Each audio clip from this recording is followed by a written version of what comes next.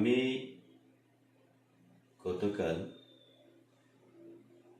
হঠাৎ করে একটা সোশ্যাল মিডিয়ার মাধ্যমে আমি দেখেছিলাম আমাদের এই রাজ্যে প্রাক্তন স্বাস্থ্যমন্ত্রী তথা বর্তমান কংগ্রেসের একজন এমএলএ, উনি যে আমাদের টিপ্রামথা এবং আমাদের সুপ্রিমো আমাদের মহারাজার উপর যে মন্তব্য করেছেন এবং আমাদের গ্রেটার ত্রিপুরাল্যান্ড এর দাবি নিয়ে যে উনি উত্থাপন করেছেন, এই বিষয় নিয়ে আমি আজকে আপনাদের কাছে কিছু প্রতিক্রিয়া তুলে ধরতে চাই। আমি ব্যক্তিগতভাবে ওনার বিরোধিতা করি না, আমি যথেষ্ট সম্মান করি আমাদের মাননীয় সুধীর ভাই বর্মন জিকে। কিন্তু কালকে উনি দুঃখের সহিত যে কথাটুকু বলেছেন বা কালকে উনি যে মন্তব্য করেছেন, আমাদের এই ত্রিপুরা রাজ্যে আমাদের যে এডিসি অধ্যুষিত এলাকায় যে আমরা অনেক সময় অনেকটা আঞ্চলিক দল গঠন করিয়াছি, আমরা দেখতে পাই এবং দেখেছি। কিন্তু একটা সেই দিক দিয়া যদি আমরা চর্চা করতে যাই, তাহলে পরিষ্কারভাবে আমরা জানতে পারি এবং এই 70-75 বছরের যে গণতন্ত্রের মধ্য দিয়ে আমাদের ত্রিপুরা রাজ্যকে বিভিন্ন রাজনৈতিক দ্বারা আমরা ইনভলভ হয়ে এবং বিভিন্ন দল বিভিন্ন সংগঠন ক্ষমতায় আসার পরে আমাদেরকে রুলস করেছে, আমাদেরকে শাসন করেছে। কিন্তু সেই ইতিহাসকে যদি আমরা লক্ষ্য করি, এই রাজ্যের কোনো একটা পার্টি, কোনো জাতীয় পার্টি উইদাউট আঞ্চলিক পার্টি ছাড়া কোনোদিন সরকার গঠন করা বা করতে পারিনি এবং করা আমরা কোনোদিন দেখিনি। আমরা দেখেছি কংগ্রেস যখন এই রাজ্যে সরকার গঠন করেছিল, তখন তাদের পাশে এই রাজ্যের কোনো না কোনো একটা আঞ্চলিক পার্টি ছিল। এরপরে দেখেছি কমিউনিস্ট যারা রয়েছে, সিপিআইএম, যখন ওনারা যখন স্লোগান তুলে ধরেছিলেন, তখন এই রাজ্যে আমাদের জনজাতি, আমাদের ত্রিপ্রাসা সমাজের কিছু আঞ্চলিক দল তাদের সাথে যুক্ত হয়ে একটা এই রাজ্যে একটা কমিউনিস্টের, একটা সিপিআইএম এর একটা সরকার গঠন করেছে। তারপরে এটাও আমাদের কাছে এখন পরিষ্কার, বর্তমান যে রাজ্য সরকার বিজেপি যখন 2018 বিধানসভার আগে একটা স্লোগান তুলেছিল যে চলো পাল্টাই, তখন আমাদের প্রয়াত মাননীয় মন্ত্রী এনসি দেববর্মা মহোদয় ছিলেন আইপিএফটির সুপ্রিমো হিসাবে, এবং উনি একটা আন্দোলন গড়ে তুলেছিলেন এই রাজ্যে আমাদের ত্রিপ্রাসা জাতিকে যদি মুক্তি দিতে হয় বা সেলফ সিকিউরিটি দিতে হয়, তাহলে আমাদের স্টেট সেপারেট ছাড়া আমাদের আর কোনো বিকল্প নেই বা রাস্তা নেই। তো সেই পরিপ্রেক্ষিতে উনি একটা আন্দোলন গড়ে তুলেছিলেন। তখন এই 2018 বিধানসভার সময় এই বিজেপি দল তাদের সাথে একটা অ্যালায়েন্স হিসাবে বা তাদেরকে প্রতিশ্রুতি দেওয়ার পরে একটা সরকার গঠন করেছিল। কিন্তু সরকার গঠন করার পরেও যেই প্রতিশ্রুতিটা আইপিএফটিকে দিয়েছিলেন এই বিজেপি সরকার, তার 1% ওনারা দাবি বা ওনাদের যে দাবি ছিল আইপিএফটির, সেটা তারা রক্ষা করেনি। তো এখানে গতকাল আমি দেখেছিলাম একটা সোশ্যাল মিডিয়ার মাধ্যমে যে শুনতে পেরেছিলাম, আমি কিছুক্ষণ দেখেছিলাম, সব আমি নতুবা পুরাপুরি দেখার সময় নেই। তো কয়েকটা যে উচ্চারণ করেছিলেন সুদীপ বাবু, আমাদের বর্তমান কংগ্রেসের এমএলএ, অত্যন্ত দুর্ভাগ্যজনক ভাষায় উনি আমাদের মহারাজার উপর কটাক্ষ করেছিলেন এবং আমাদের যে দাবি, আমাদের যে সাংবিধানিক যে অধিকার পাওয়ার জন্য আমরা লড়াই করেছি, আমাদের গ্রেটার ত্রিপুরাল্যান্ড বিষয় নিয়ে উনি যে চর্চা করেছিলেন, উনি বলেছিলেন থানচা গ্রেটার ত্রিপুরাল্যান্ড, সেই গ্রেটার ত্রিপুরাল্যান্ড, সেই থানচার ডাকে আপনারা আবেগ হয়ে আপ্লুত হয়ে আপনারা যাবেন না। তো আমার এখানে প্রশ্ন একটাই সুদীপ বাবুর কাছে, যখন 2018-তে বিজেপি সরকার যখন গঠন করেছিল এই রাজ্যে, আপনি তখন কি কংগ্রেস ছিলেন? আপনি তো একজন বিজেপির একজন বরিষ্ঠ নেতা হিসাবে আপনি নিজেকে প্রমাণ দিয়ে আপনাকে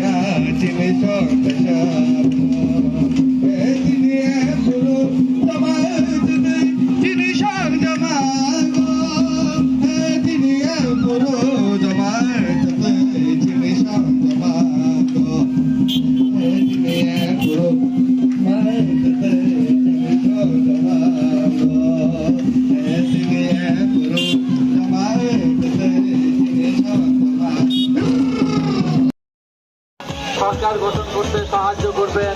আপনাদের শুভেচ্ছা, আপনাদের ভালোবাসা, আপনাদের আস্থা আমাদের মাতেও আমাদের আস্থা আপনাদের প্রতি অটুট রয়েছে। আমরা চাই এই রথযাত্রার মধ্য দিয়ে ত্রিপুরা রাজ্যে এমন এক পরিবেশ তৈরি করতে যেখানে রাজ্যে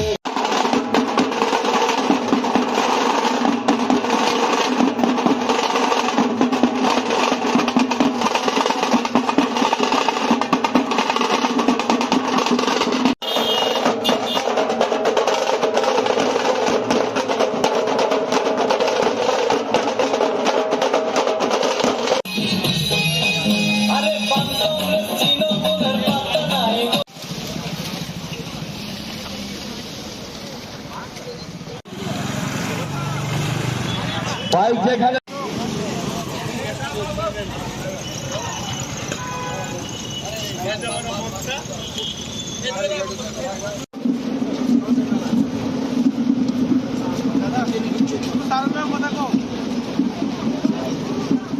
আহ্বান করা হয়েছে, এই যাত্রা থেকে কি আহ্বান থাকছে আপনাদের?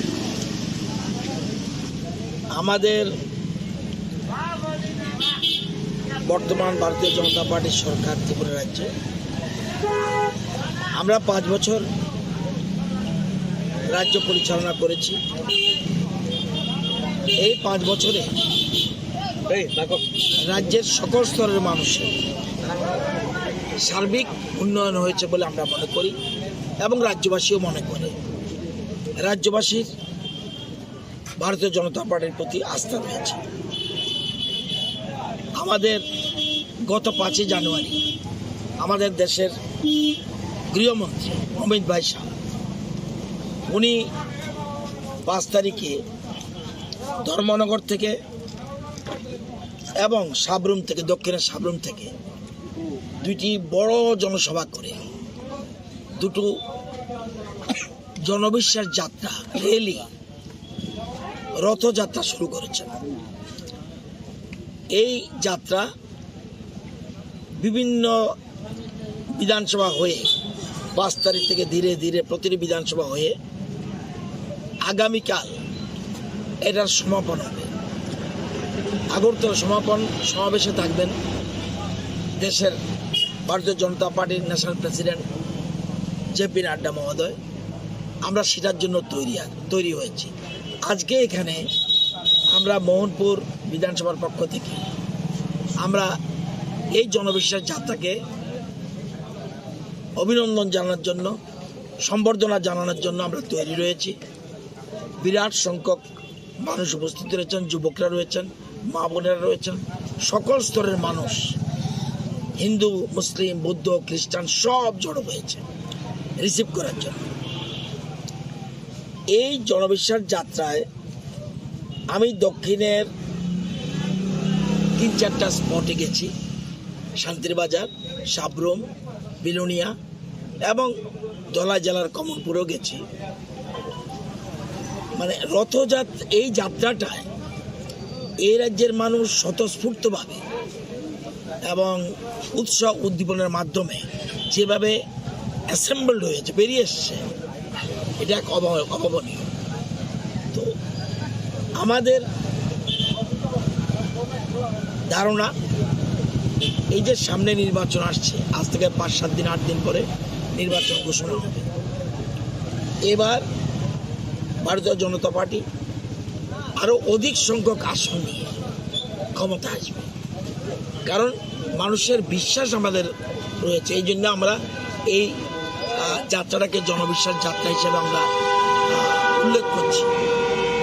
তো আমরা মানুষের কাছে মেসেজ দিতে চাই, যতটুকু উন্নয়ন হয়েছে বছর শুধু মোহনপুরে নয়, সিমলা নয়, সারা রাজ্যের পরিসংখ্যানে দেখা যায় যে সার্বিক সে ঘর থেকে শুরু করে, শৌচালয় থেকে শুরু করে, পানীয় জল থেকে শুরু করে, জাতীয় সড়ক থেকে শুরু করে এবং রেল লাইন থেকে শুরু করে, প্লেন থেকে শুরু করে, সর্বক্ষেত্রে ট্যুরিজম থেকে শুরু করে, কৃষি থেকে শুরু করে সব ক্ষেত্রেই কিন্তু বিজেপি অভাবনীয় সাফল্য লাভ করেছে। তো আমাদের বিশ্বাস মানুষ আরও বেশি পরিমাণে, আমি তো আগেও তো এখানে বহুবার ভোটে দাঁড়িয়েছি, আমি কিন্তু কিচ্ছু করিনি। এই যে আমাদের যুবকরা, মা বোনেরা যেভাবে এগিয়ে নিজেরা উদ্যোগে, অন্য সময় আমি উদ্যোগ নিতাম, এই প্রথম একটা র্যালি বা জনবিশ্বাস যাত্রা আমি কিন্তু উদ্যোগ নিই। সাধারণ মানুষ, যুবকরা এগিয়ে এসে নিজেদের উদ্যোগে সারা রাত ব্যাপী সমস্ত ছেলেরা এরকমভাবে সাজিয়েছে মোহনপুরকে। তো এরকম আমি দেখছি কামালঘাটকেও সাজিয়েছে, সারা রাজ্যকে সাজিয়েছে। তো যে উৎসাহ উদ্দীপন, এতে আমার বিশ্বাস মানুষ তাদের যেহেতু আমাদের প্রতি আস্থা রয়েছে, আরও বেশি পরিমাণ ভোট ভারতীয় জনতা পার্টির প্রার্থীদের দেবে, এটা আমাদের বিশ্বাস। এই জনবিশ্বাস যাত্রায় মোহনপুরে প্রায় কত হাজার লোক হয়েছে আপনাদের এলাকাতে? আমি তো গুনিনি, আনুমানিক তবে বাইকের যে লাইন দেখলাম, আমার মনে হয় 3,500-এর উপর বাইক এখানে জড়ো হয়েছে। প্লাস বিভিন্ন স্পটে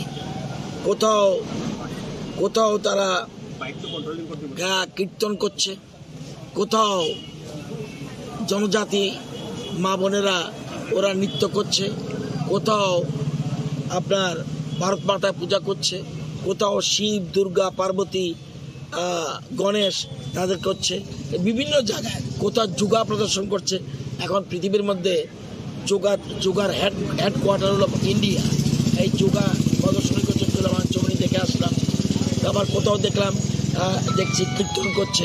এক এক জায়গায় এক এক রকম তারা বিভিন্ন রকম কর্মসূচি। কোথাও দেখলাম আমাদের মোহনপুরে মুসলমানের সংখ্যা খুব কম, সংখ্যালঘু মুসলিম, দেখলাম বেশ কিছু মুসলমান টুপি পরে এই সাদর অভ্যর্থনা জানার জন্য চলে এসছে। তো সর্বত্রই একটা উৎসাহ উদ্দীপনা রয়েছে এবং আমার বিশ্বাস টোটাল জনসংখ্যা এটা হতে পারে 7 থেকে 10,000-এর মতো লোক আজকে রাস্তার কাছে। এই রিলেটি কোয়াই চমনি থেকে কতটুকু অবধি যাবে আজকে? আমাদের বিধানসভা কেন্দ্র আপ টু SDM চৌমনি, দেন এরপরেই সিমনা বামুটিয়া বিধানসভা, সেখানে বামুটিয়া বিধানসভার কার্যকর্তারা সেখানে রিসিভ করবে।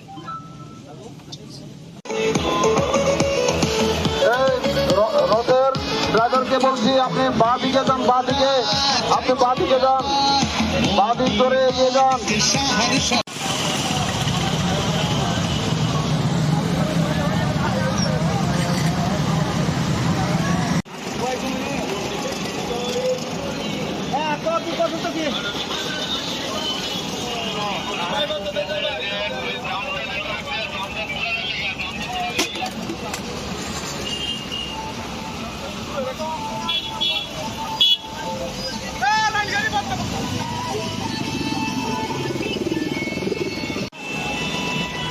বাইরে গেছে মনে করো রথের গাড়ি, মনে করো আর চলে গেছে গা।